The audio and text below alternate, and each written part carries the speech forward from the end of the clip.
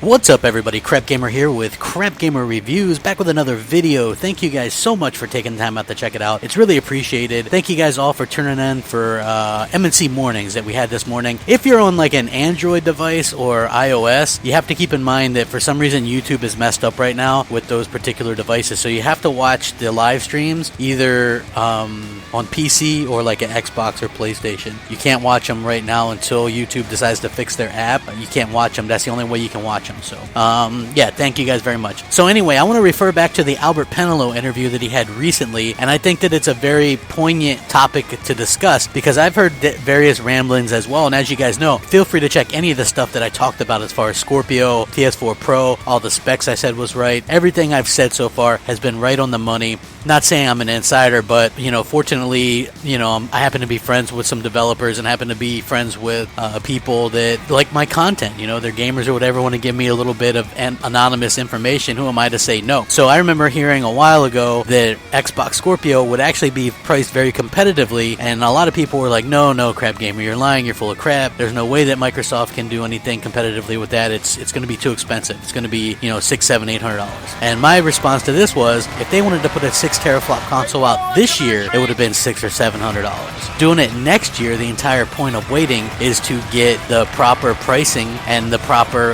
amount of power for the price. And so we all know that there's these big new high-powered low-cost parts that are coming out next year, and it's all but a certainty that those are what the Xbox Scorpio is going to use. It's not really a half measure the way that Sony's doing their kind of half measure, but you know, like a full measure. So Microsoft has a little bit different idea as far as a mid-gen upgrade. Basically, this gen upgrade is all having to do with 4K. 4K is being adopted at a high rate, much higher than 1080. I mean, the HD was. You know, if you go back and look at the adoption rate for, you know, standard def to HD, it wasn't very high, it wasn't very fast. 4K adoption is happening very fast, and that's really going to continue to be the big thing as these TVs become cheaper to pick up. I mean, you can pick up a really good HDR, anything under 50-inch HDR ready TV, you know, for $600, sometimes less. So I think that says a lot. Now, Albert Penelo was asked about the price point and the difference between the Xbox Scorpio and the PS4 Pro, and he kind of joked around and hinted that, you know, they're going to have some interesting and fun things to talk about next year. And that goes along the way of the things that I've heard, because I've heard two SKUs, a 1 terabyte and a 2 terabyte. And I've heard the 1 terabyte